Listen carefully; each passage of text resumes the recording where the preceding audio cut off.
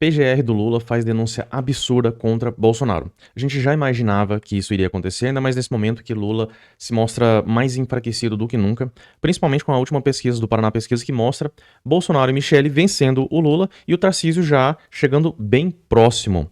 Bom, seja bem-vindo aqui ao canal, a gente sempre traz as principais notícias do Brasil e do mundo e a gente vai falar um pouquinho sobre esse absurdo dessa denúncia ridícula, desse golpe fake aí que a mídia tentou inventar. E é claro, né, o governo, como é um governo injetado, né, implantado lá na presidência, vai aproveitar isso para tentar capitalizar politicamente.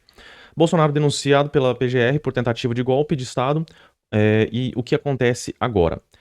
Bom, a PGR pede que Bolsonaro responda pelos crimes de golpe de Estado, abolição violenta do Estado Democrático de Direito, organização criminosa armada, dano qualificado pela violência e grave ameaça contra o patrimônio da União e deterioração de patrimônio tombado.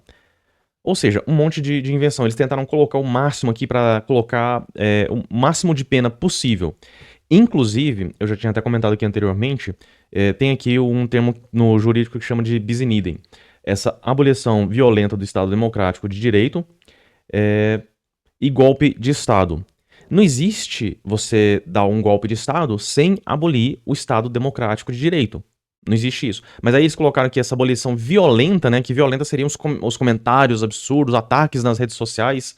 E aí, só pra deixar claro aqui sobre esse ponto, ó, bis in idem é uma expressão que significa ser julgado ou punido mais de uma vez pelo mesmo fato. No direito, o princípio do bis in idem proíbe a aplicação de duas penas sobre a mesma falta. Inclusive, é o que foi feito naquele julgamento show que o STF fez contra as pessoas que fizeram a invasão lá no 8 de janeiro.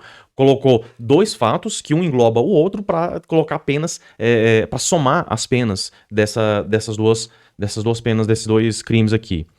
E aí, desse jeito, a gente vê que é uma palhaçada. Eles estão tentando inventar, caçar alguma coisa para poder fazer. A defesa de Braga Neto classificou a denúncia como fantasiosa e reclamou de violações de direitos nas investigações. Além disso, o general Braga Neto teve seu pedido para prestar esclarecimento sumariamente ignorado pela PF e pelo MPF, demonstrando o desprezo por uma apuração criteriosa e imparcial. Continuam os advogados. É inadmissível numa democracia, no Estado Democrático de Direito, tantas violações ao direito de defesa serem feitas de maneira escancarada, argumentam assim. A defesa de Bolsonaro disse ainda que a denúncia é inepta e contraditória, e baseada apenas na delação de Mauro Cid, seu ex-braço direito. Trata-se de um delator que questiona sua própria voluntariedade. Não por acaso ele mudou sua versão por inúmeras vezes para construir uma narrativa fantasiosa, diz a nota. Então a gente percebe que não tem fundamentação lógica, não existe amparo legal, e essa questão do Mauro Cid, inclusive, o STF pode ser declarado como acusado de tortura, que eles deixaram o cara preso e só quando ele fez a delação que foi solto, eles começaram a ameaçar inclusive a família. Então a gente percebe a que ponto que está chegando esse Estado democrático de direito.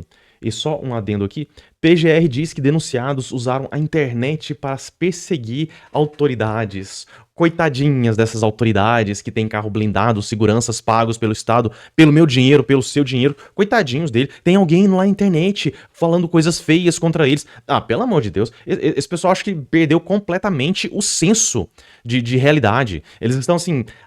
eu acho que eles realmente acham que o povo é retardado, que o povo é idiota. Não tem outra justificativa para uma palhaçada desse tamanho.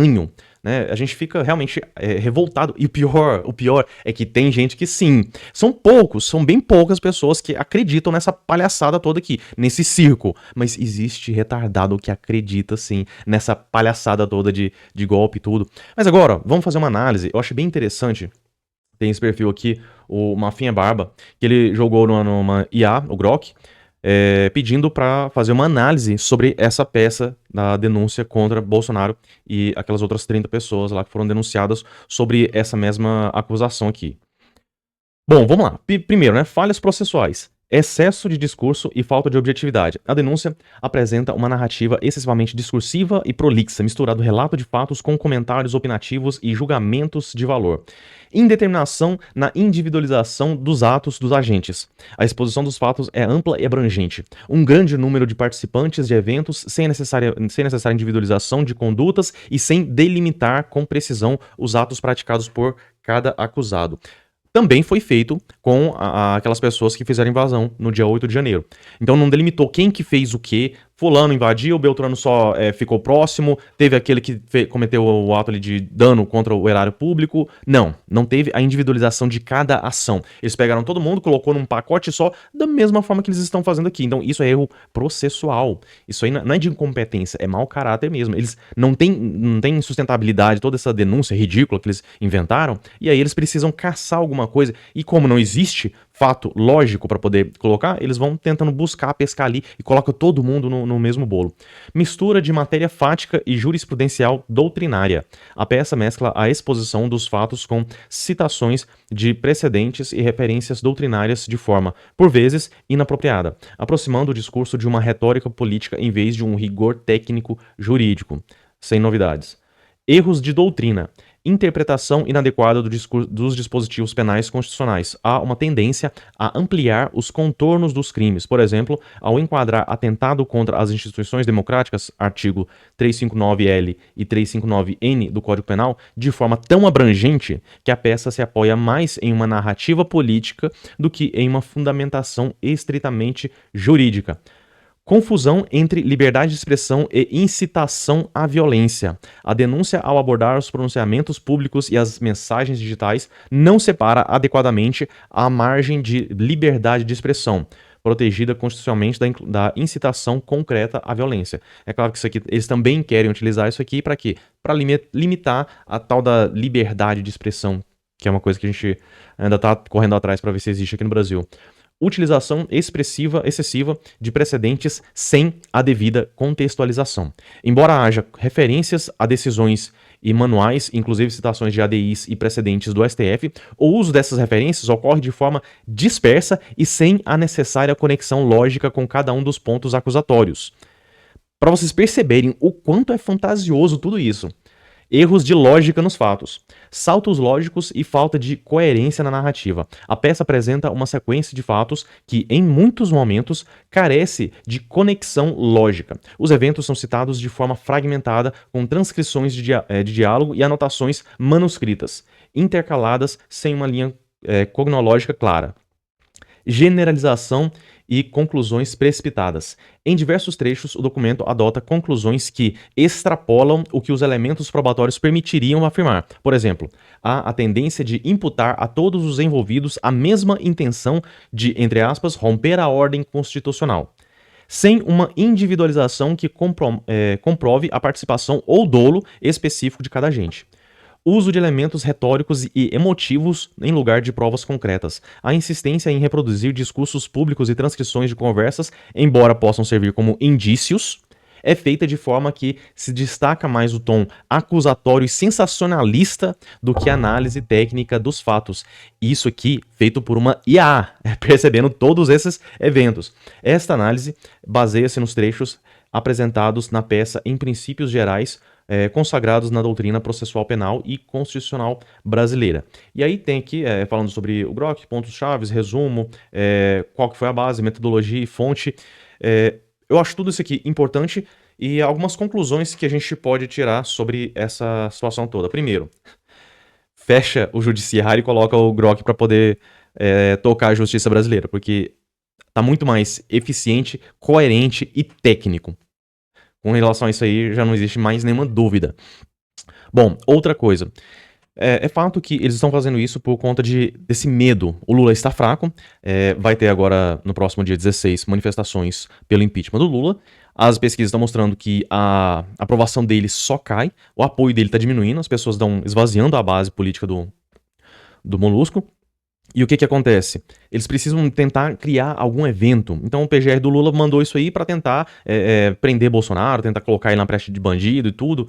Só que eu acredito que não vai acontecer. Para o Lula seria vantagem que isso acontecesse. Mas ao mesmo tempo, o próprio Alexandre de Moraes está sendo denunciado nos Estados Unidos, mais uma vez também por aquilo que eles têm feito aqui, né? E nessa denúncia, ele não tem muito o que ser feito. Ele tá sendo o Alan dos Santos ao contrário, né? Ele não pode pisar nos Estados Unidos, que provavelmente ele vai ser preso lá também.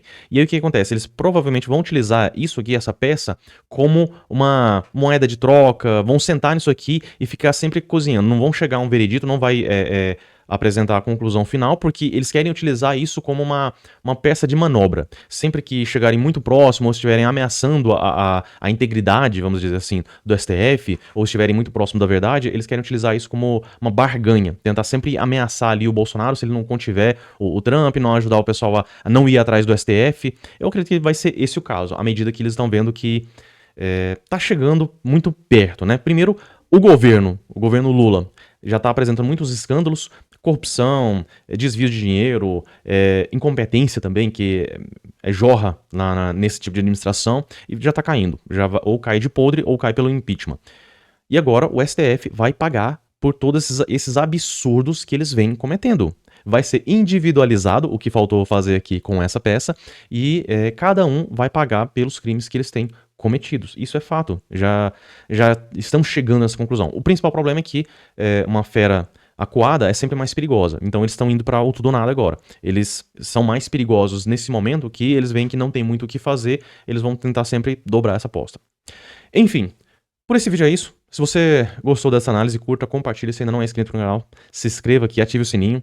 E se quiser fazer alguma sugestão de notícia, comentar sobre essas notícias aqui, pode deixar no campo dos comentários também. Forte abraço e até a próxima.